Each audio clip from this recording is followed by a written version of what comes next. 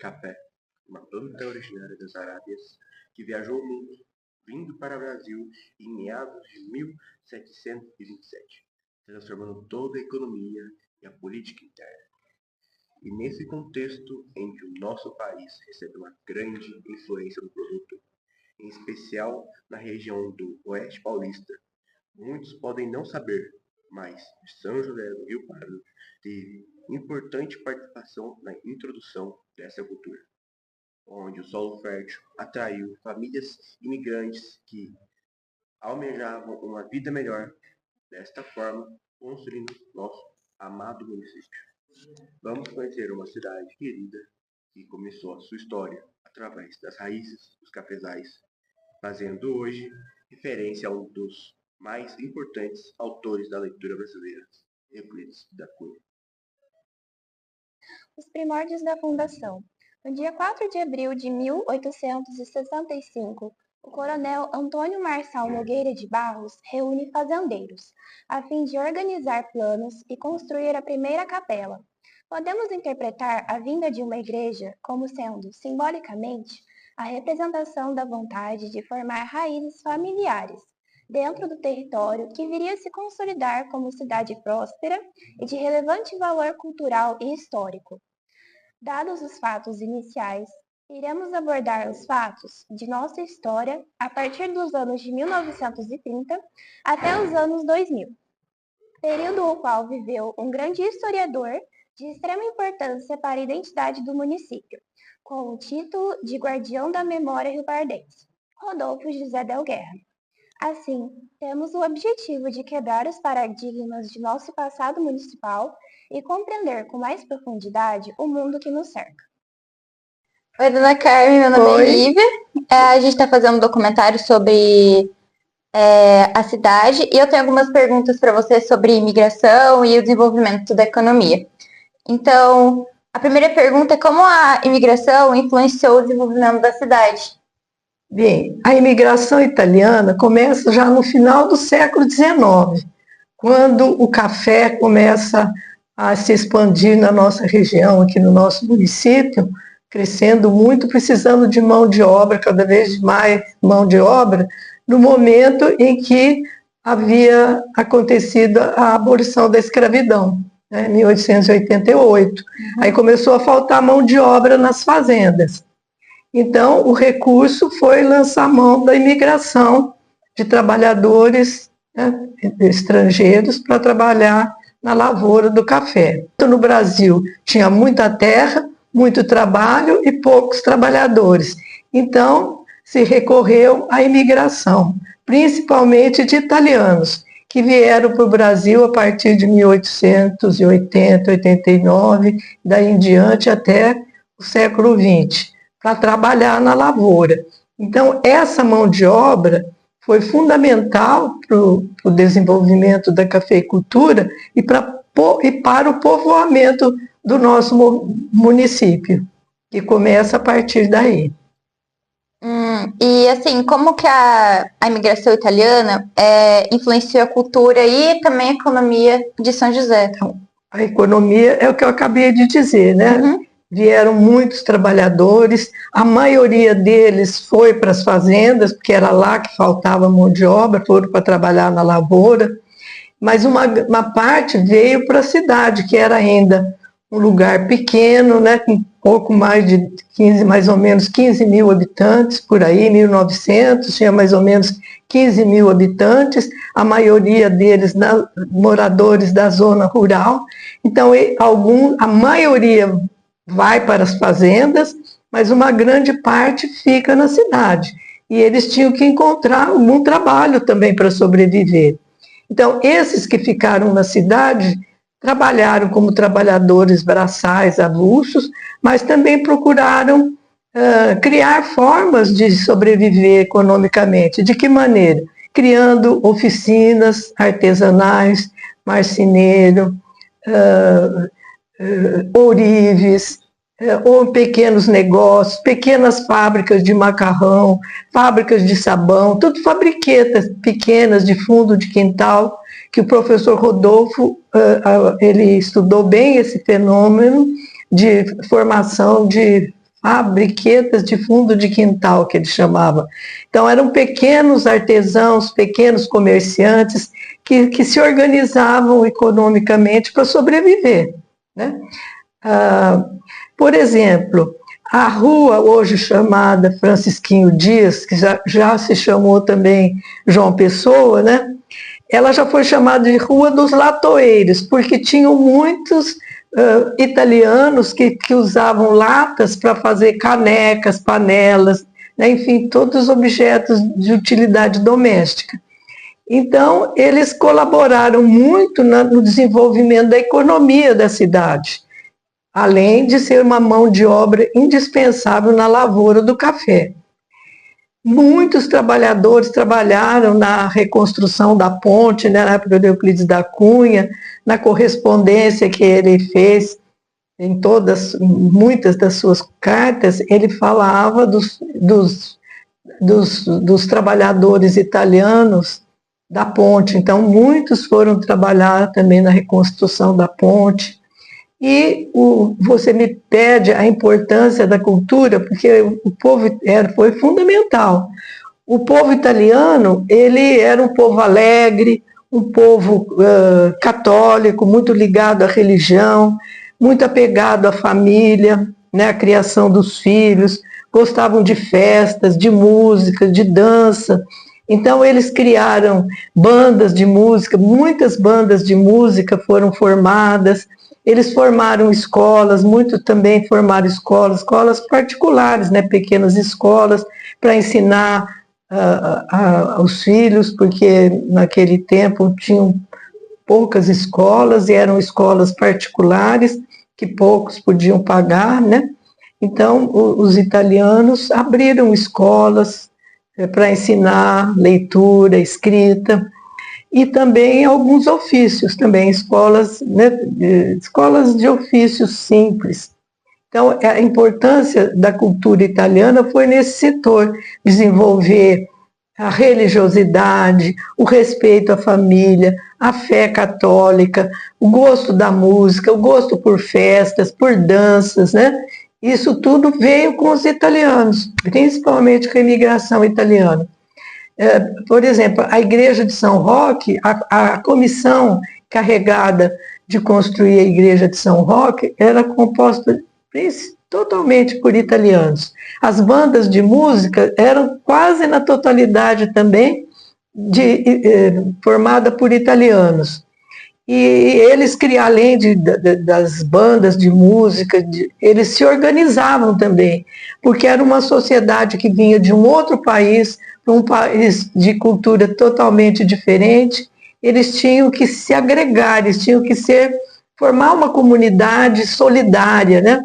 Então, eles formaram sociedades também.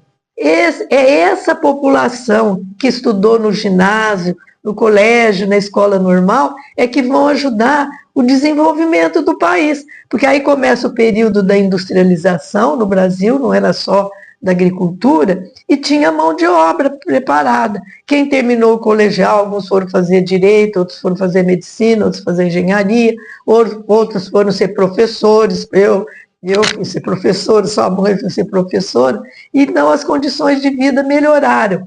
E aí, também os imigrantes passaram a ser eleitos para prefeito, para vereadores, né? Que antes, se você olhar os políticos até o final dos anos 30, eram todos fazendeiros, eram todos proprietários de terra. A partir de 45, começam a aparecer sobrenomes italianos no poder político. Primeiro que aparece Poggio, Petrocelli, Torres,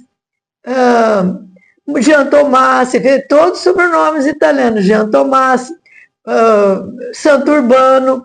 Hoje, o prefeito atual, qual é o sobrenome dele? Zanetti. Tem outro nome dele, Calegari Zanetti, que ele é italiano tanto para o lado materno como do paterno, né? Então vejam vocês que é a partir de 1945 que famílias italianas chegam ao poder. Olha quanto tempo levou, quase meio século, para que eles tivessem poder político. Então hoje, se você vê quais são as famílias ricas da cidade que têm indústrias, vocês podem até fazer um levantamento. Quem é hoje uma das grandes fortunas da cidade? O Marcos Guardabaixo. É uma das grandes fortunas da cidade. Qual que é o sobrenome? Guardabaixo, italiano. Né? Outra família que também prosperou muito e é mais recente, não é tão grande, mas também a família Lofrano. Lofrano é um sobrenome italiano. Eles começaram plantando verdura, plantando cebola, né?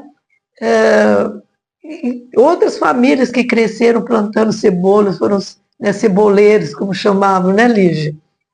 Então, você me pergunta, eles superaram as dificuldades, os sofrimentos, as agruras que os avós sofreram na vida deles? Me responda, melhoraram de vida? Uhum. Prosperaram? Muito. Superaram os fazendeiros de café. Como é que é teu sobrenome? Pereira. Pereira? Pereira também. Pereira, ela Pereira falou. E Perilo. Como é que é? Pirilo. Pirilo? Uhum. Então, Pirilo era plantador de cebola. Então, Pirilo também é um sobrenome italiano. O seu sobrenome? Costa Corrêa. Costa Corrêa é português, né? Costa Corrêa, sobrenome português. E o seu? Brambila. Como? Brambila. Brambila, sobrenome italiano. Então, vejam vocês que hoje está misturado na sociedade. Mas muitos italianos prosperaram, se tornaram grandes empresários. Né? Eu acabei de falar Guardabaixo, os Pisani, Pirilo, Lofrano. E vocês pesquisem para vocês verem quantos, né, sobrenomes italianos. Agora, por que uns prosperaram mais que outros? Porque alguns tiveram espírito empresarial, né? Que quiseram e se esforçaram para deixar de ser mão de obra barata para conquistar posições econômicas e sociais melhores. E o que é a base dessa prosperidade? É a educação, né?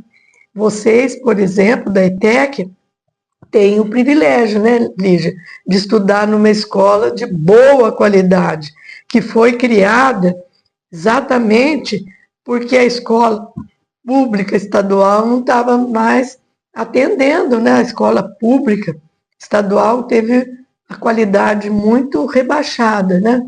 Então, a ETEC veio trazer um up, né? Elevar um pouco a qualidade do ensino, que vocês devem se sentir privilegiados e tirar o máximo dessa oportunidade que vocês têm. E que são poucos que têm, né? Deu para entender? Deu sim. Uhum. Muito obrigada por aceitar. Nossa, para mim foi a nossa entrevista. Imagina, eu que tenho que agradecer. Para mim é uma satisfação, uma honra poder ajudá-los e precisando de mim. Há elementos de incontestável importância no processo de consolidação do município rioverdense, que carregam em si a história local e que devem ser preservados para que os cidadãos possam conhecer suas raízes e que deem o devido valor a esta cidade que, de braços abertos, os acolhe. Vamos agora adentrar em algum desses. Museu. Nos dias de hoje, o museu tem como principal função instigar os riopardenses de todas as faixas etárias a buscar conhecer a fundo a história de seu município, compreendendo a importância da identidade interiorana para a formação dos habitantes. Ouvindo desse jeito, é difícil assimilar que, a princípio, esse museu alojava os prisioneiros, servindo como cadeia. Quem nos conta melhor essa história é um ex-funcionário do museu.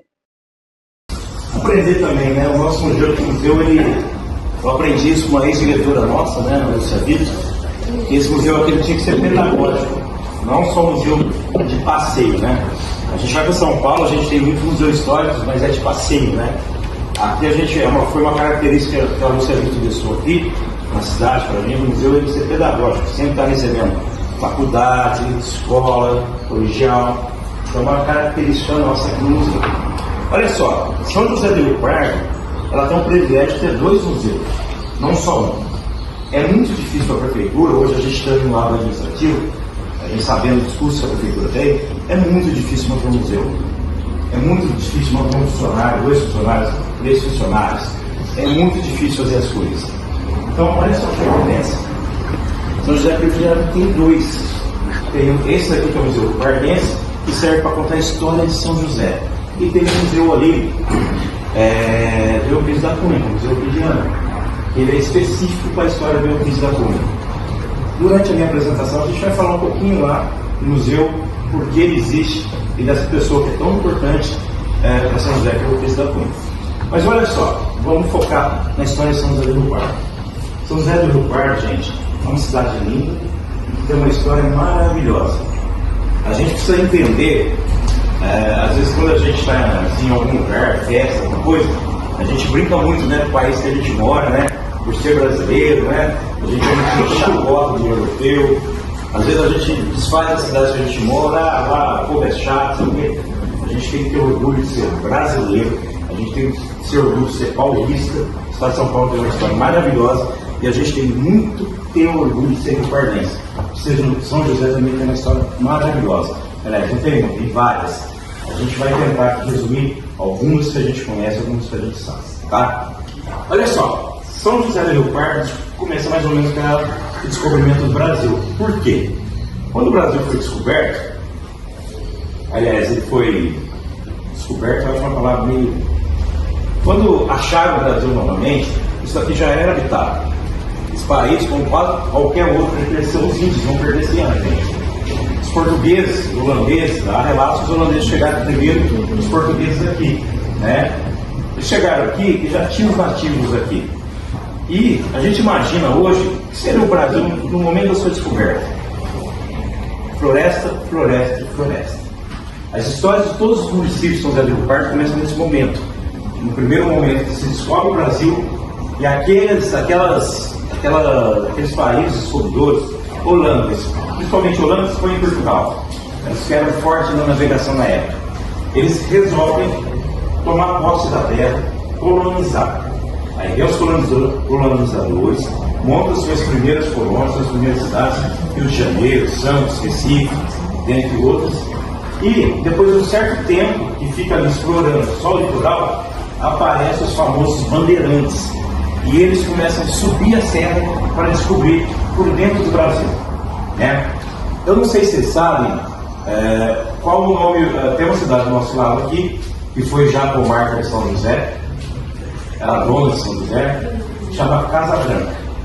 Casa Branca tem esse nome porque existia no caminho dos bandeirantes uma casinha branca que ficava ali no centro de Casa Branca, que era um lugar de parada dos bandeirantes, tá? E daqui eles iam, são pontos, né, vários pontos de referência para adentrar no mar.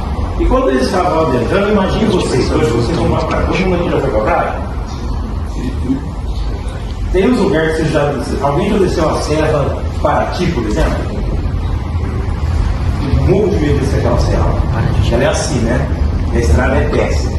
Mas todo lugar que você subir na praia tem uma serra muito feia. Agora imagina aquilo lá há 1500 anos atrás. Que não tinha estrada, não tinha nada. O cara tinha que abrir o caminho no facão. Essa composição aqui, esse enquadramento de mesas funciona até hoje. Se você for numa sessão do fórum, você vai ter o juiz sentado naquela cadeira maior. À sua direita, o promotor público, que representa o Estado, né? Que normalmente tem a acusa. E do lado esquerdo ali, o advogado de defesa. O beirinho, que é o cara que anota tudo que eles falam. Nesta mesa aqui, normalmente você vai ter aqui defesa e acusação. E aqui o réu. Tá? Até hoje funciona desse jeito lá. Tá? Isso aí foi doado pelo fórum, há 3, 4 anos atrás, no museu para melhorar a nossa exposição. E ali no fundo, a gente tem uma foto, na realidade não é foto, aquilo lá foi um projeto, aquilo lá é uma planta, né? O que seria a igreja matriz, e como ela é hoje mesmo, né? O desenho básico aí, tá bom? Uma das maravilhas mais chamativas e conhecidas da cidade, com certeza, é o nosso Cristo.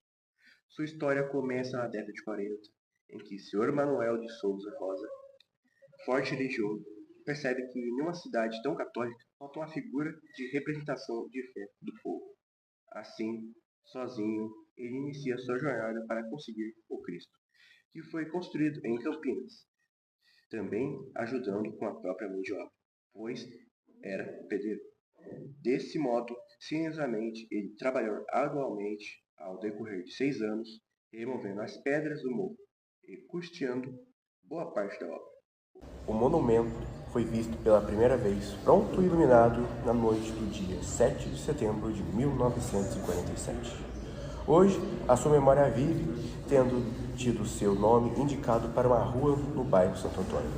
E ainda oferido um jazigo que, voltado à sua maior obra de caridade, junto a uma placa que consta a gratidão riopardense ao seu nome. Todos nós, riopardenses, em algum momento de nossas vidas, já ouvimos falar do ilustre Euclides Rodrigues Pimenta da Cunha, personalidade de grande importância tanto para a nossa cidade quanto para a nação. A fim de compreender melhor sobre sua vida, realizamos uma visita à Casa de Cultura Euclides da Cunha, desapropriada pelo Estado de São Paulo, com iniciativa do Sr. José Carlos de Macedo Soares, interventor federal do Estado em 1946. Anteriormente, era a morada do renomado escritor em São José, sendo hoje uma instituição responsável por preservar seus feitos e memória. Quem nos conta sobre sua trajetória é Ana Paula Lacerda, curadora da instituição. Oi, Ana Paula, meu nome é Lívia. A gente veio aqui para fazer um documentário sobre a cidade e eu preparei algumas perguntas para você sobre o Euclides, né, e sobre a casa. A primeira pergunta é: qual a importância da ponte para a população e para o crescimento econômico de São José do Rio Pardo? Bom, a gente precisa pensar... Bom, primeiro, obrigada pela entrevista, né? E parabéns também pela iniciativa de fazer esse documentário sobre a história da cidade. Vocês estão estudando, que eu vi, né? A professora me contou sobre o professor Rodolfo, que foi um grande historiador da cidade, então é uma iniciativa muito importante. Agora, sobre a importância da ponte para a cidade, inclusive na questão econômica, a gente precisa lembrar do contexto em que a ponte foi construída, na realidade, né? E depois reconstruída pelo Euclides da Cunha. A cidade, ela havia, aliás, não só na cidade, na região, a produção do café ela era muito grande. Então, todo o café que era produzido aqui em São José, ele era levado até a estação ferroviária e daqui ele era transportado para o Porto de Santos e comercializado não só no Brasil, como em outros países também. Então, o que acontecia? Sem a ponte, era difícil esse escoamento do café. Com a construção da ponte, acelerou o processo de desenvolvimento, principalmente econômico. Então, o que era mais difícil, que era transportado em balsa, que eram as sacas de café, agora, né, no momento, no caso, seria transportado, então, através de carroça, que era o que mais, no caso, o que eles utilizavam de mais moderno na época, né? Então, isso adiantaria todo esse processo econômico. E com a ponte também, a gente precisa pensar na ligação dos dois pontos da cidade. E essa ligação não só entre os moradores da cidade. A gente está praticamente na divisa de São Paulo com Minas Gerais. Então, a construção da ponte, ela possibilitou esse intercâmbio aí entre os mineiros e os paulistas, o que ajudou, inclusive, a fazer negócios mesmo entre ambos os lugares.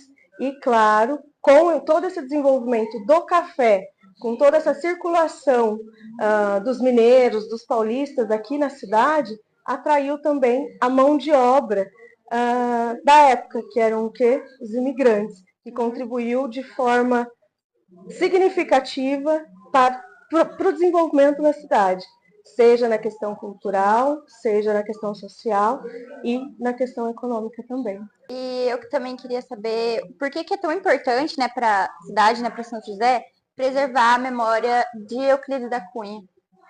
Tudo, eu vou sempre falar, vamos pegar desde a época. Sim. Euclides da Cunha, quando veio para São José, ele tinha acabado de retornar da Guerra de Canudos.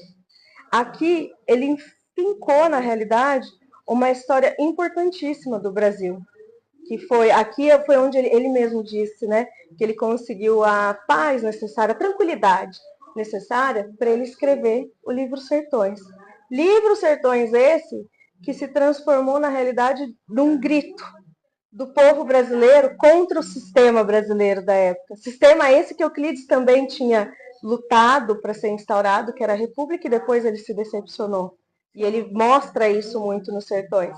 Então, assim, historicamente falando, preservar essa memória, preservar também toda essa importância, esse grito de Euclides da Cunha no livro Sertões. E aí, não só sobre a Guerra de Canudos, mas a gente falar sobre tudo aquilo que ele denunciava há anos atrás e que acontece hoje em dia. Na realidade, quando você fala em Euclides da Cunha, você não pensa no que aconteceu lá atrás só.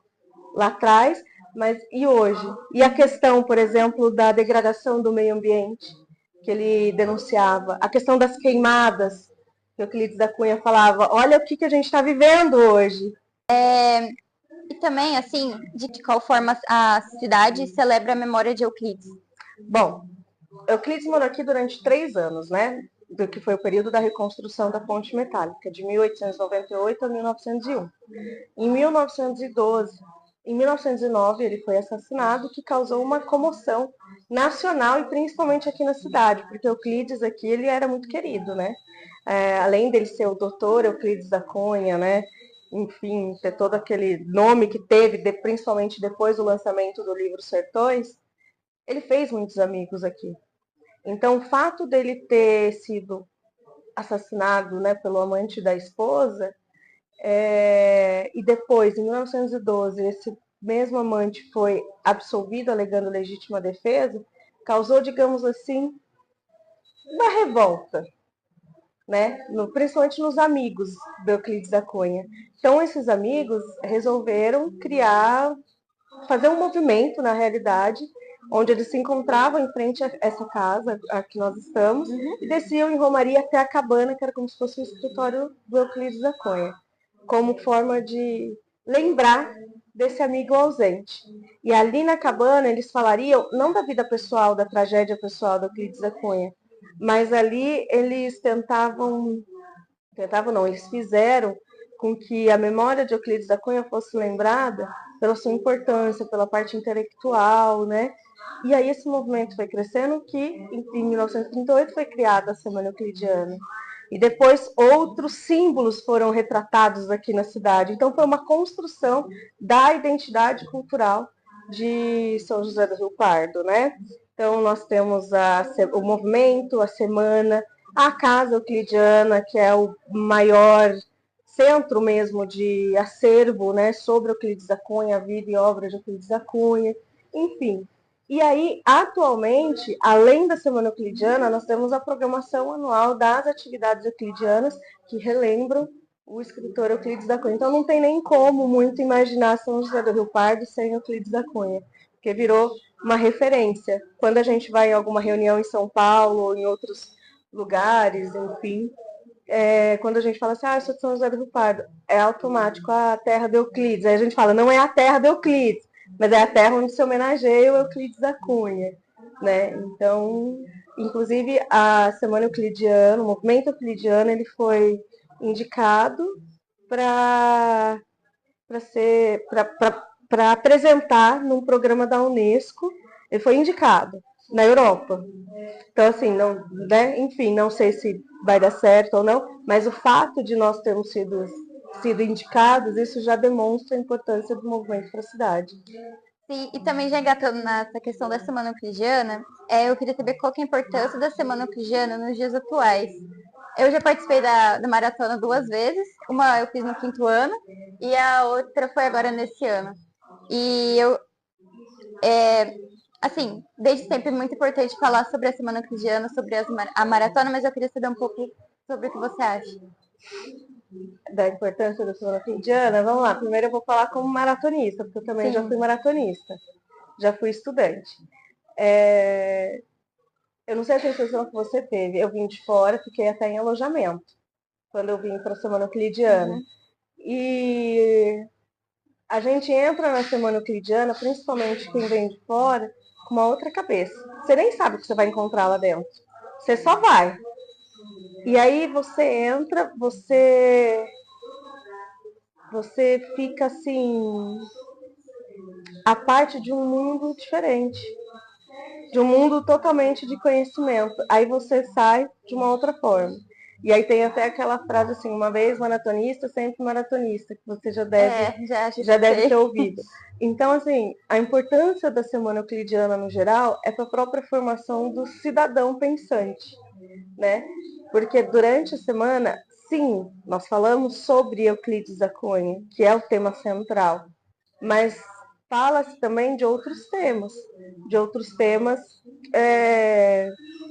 do nosso dia a dia mesmo, de importância no geral, né? Sim. De questão de liberdade de expressão, da importância de liberdade de expressão, importância de Euclides na literatura, a questão do racismo também. E aí vai. Então são temas que hoje a gente conversa muito, dialoga muito com o mundo, né, no geral. Então a Semana Euclidiana é um momento de reflexão. Sim, eu lembro que nesse ano tiveram várias palestras também sobre liberdade de expressão, sobre o papel da mulher na Semana Euclidiana, né, com a Dona Carmen. Também teve a questão da terra, né, como era... A questão do meio ambiente. Sim, do clima. E é muito relação a uma vez maratonista, sempre maratonista. Então, assim, eu sempre costumo dizer que na Semana Euclidiana, independente se você ganha ou não a premiação, o fato de você ter participado já é um ganho para você. Que é uma coisa, um conhecimento que você vai levar para a vida. Então, a Semana Euclidiana, ela na realidade é um intercâmbio cultural de conhecimento e de, digamos assim, de convivência também. Que aí você... Então, assim, abrange muita coisa. Muita coisa. E por último, mas também não menos importante, quais os principais legados deixados por Euclides? Bom, vamos começar lá atrás. Hoje a gente vive num governo republicano. Sim. Né? O Euclides lutou para esse governo. Por mais que ele se decepcionou depois, esse é um legado dele.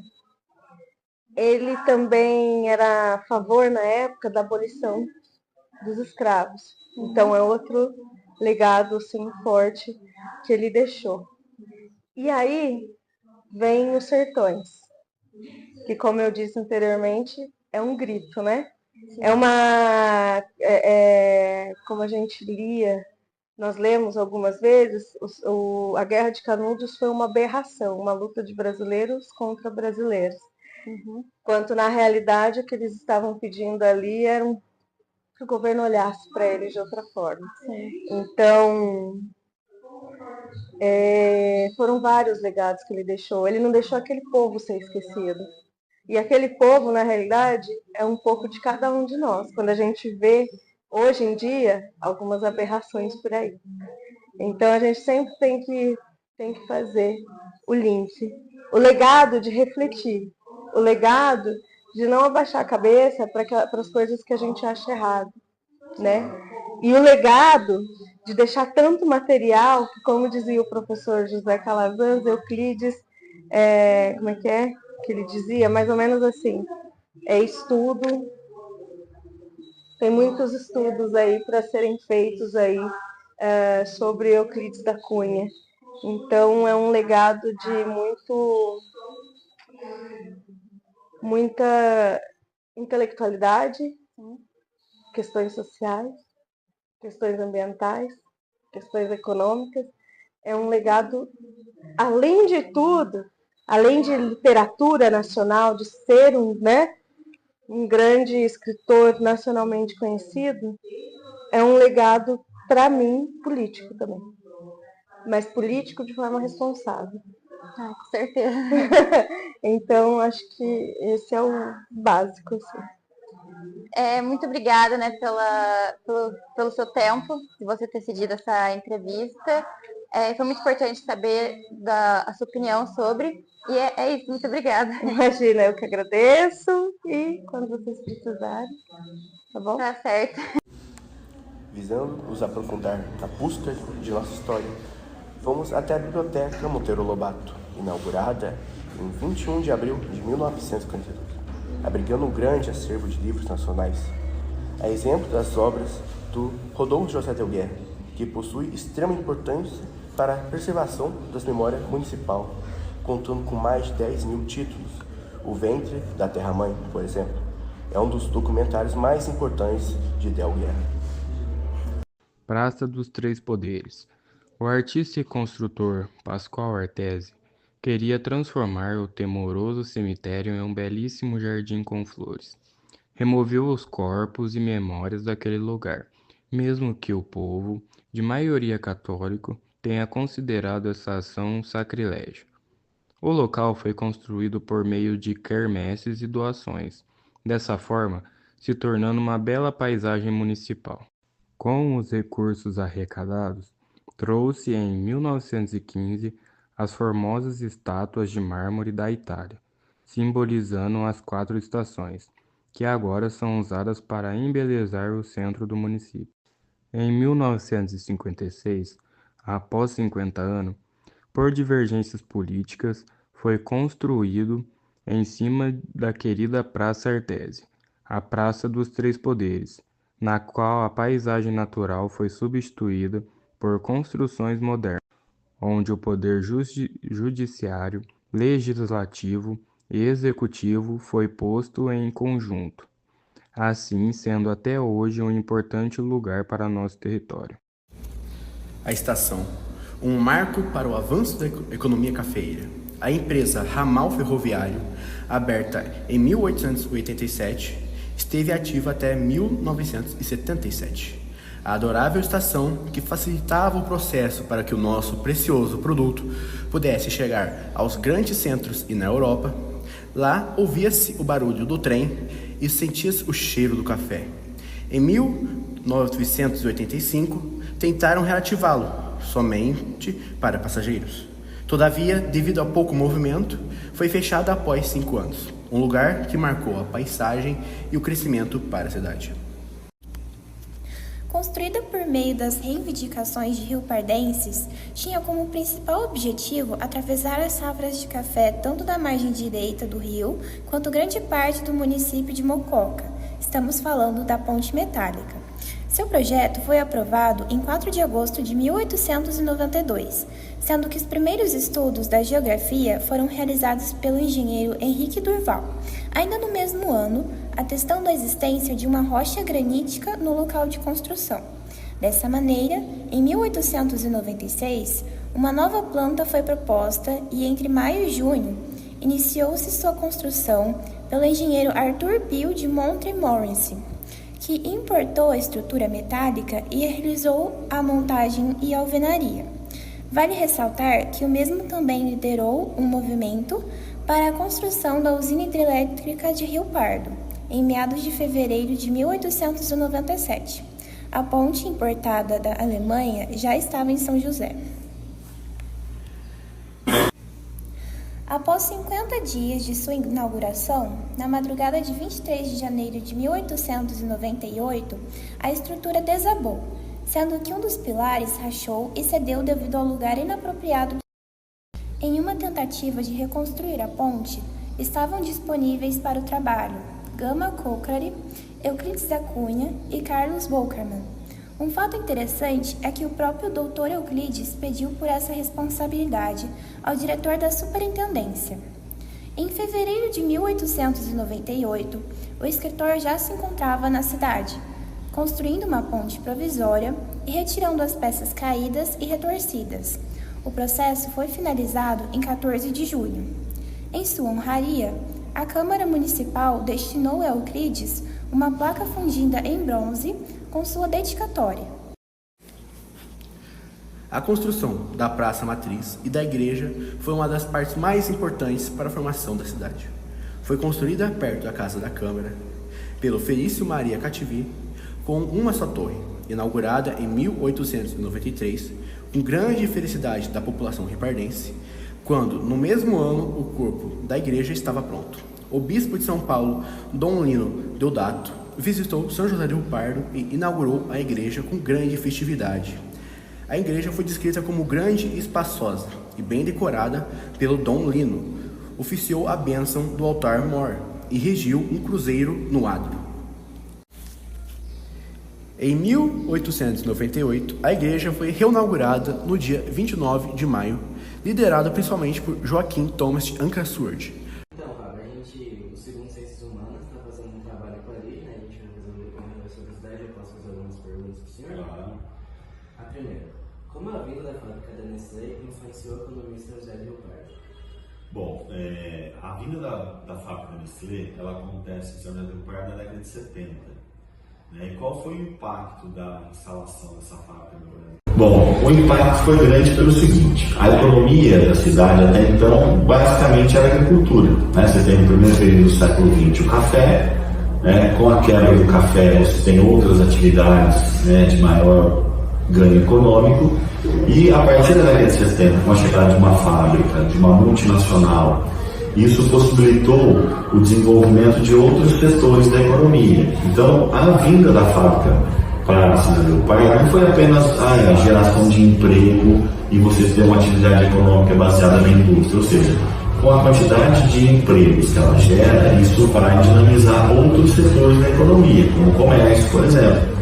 Então, o comércio começa a crescer, começa a se desenvolver também, e passa a ser um dos grandes também negócios da cidade, né, que movimenta a economia, além, né, da indústria com a chegada da Nestlé. Então, o impacto foi extremamente positivo. Né? Você tem um outro impacto importante, que é o aumento da arrecadação de impostos do município. Durante muito tempo, a Nestlé foi a principal pagadora de impostos do município, o que gera também a possibilidade de outros setores se desenvolverem, a prefeitura desenvolver serviços públicos de melhor qualidade. Então, foi fundamental a vinda da Nestlé para o desenvolvimento econômico da cidade. E de que maneira a construção da Praça dos Três Poderes contribuiu para a história da cidade? Olha, a construção da Praça dos Três Poderes, ela é um tanto quanto polêmica, principalmente no local que ela foi implantada. O primeiro local, aquela onde hoje é a Praça dos Três Poderes, foi o primeiro cemitério da cidade. Depois ela se transformou no Jardim do Artese, que é uma praça, né, planejada, com uma jardinagem muito, muito bonita. E aquilo tudo depois foi destruído para a implantação daquele prédio, né, dos três prédios. Então se gerou uma polêmica, a gente foi contra a implantação ali naquele local, porque ia, né, destruir uma praça com valor paisagístico muito importante, mas de certa maneira também foi importante. Né, principalmente a instalação que em São José já tinha, por exemplo, a prefeitura, já tinha a Câmara, que estavam em locais diferentes ali, onde hoje está ali atrás da prefeitura. Aqueles prédios são o museu e a biblioteca. Mas não tinha uma comarca. Então o fórum, né, mais próximo, se não me engano, era a Casa Branca. Então muitas vezes as pessoas tinham que se movimentar para a Casa Branca. Então isso acaba também, né, criando uma comarca em São José do Rio Pardo, judiciário, e traz gente da região para cá. Então, de certa maneira, isso também teve um impacto positivo para a cidade. Né? Todos esses serviços públicos centralizados num local só, né, gera uma comodidade muito grande do cidadão. Então, a importância também foi grande, apesar da polêmica ter sido feita uma praça com alto valor paisagístico para a implantação, né, dos prédios ali dos Três Poderes. Quais são os impactos da agricultura para a economia local? Olha, quando a gente pensa na agricultura em São José do Rio Pardo, ela tem vários momentos. Então, o primeiro momento é o café. Né? São José, no século XIX e no século XX, foi um grande centro, né, de produção de café. Isso possibilitou, por exemplo, a construção da ferrovia, né, que foi um ganho muito grande para a cidade. Isso possibilitava a movimentação de dinheiro no comércio local, né? Então isso tinha um peso grande. A partir de 30 do século XX, o café entra em decadência, não só em São José, como em toda a região, né, produtora de café no Brasil. E ali você tem também um processo natural de São José, que é diferente em outros municípios, que quando você fala em café, você fala sempre em grandes propriedades na região. Então, você tem ali a monocultura do café, o café, né, entra em colapso, a economia da cidade também entra em colapso. Né? Você tem uma redução da atividade econômica. Mas em São José, a falência do café significou também a falência de muitos fazendeiros. E como forma de conseguir se manter, esses fazendeiros começaram a dividir suas fazendas em pequenas propriedades e vendê-las. Então, durante muito tempo, a pequena e média propriedade agrícola em São José do Pardo foi aquilo que sustentou a economia. Até hoje a gente tem uma atividade agrícola mais importante. Se você for ver, por exemplo, pelos dados do IBGE, ainda é uma das atividades mais importantes da economia. E isso, né, é aquele princípio econômico. Se você tem uma atividade, né, que é importante, ela acaba alavancando outras atividades. Eu dei um exemplo lá atrás da Nestlé como fator de desenvolvimento do comércio. Quando a Nestlé reduz o seu corpo de funcionários, o que mantém o comércio? É a atividade agrícola. Então ela tem uma importância muito grande até hoje na economia local.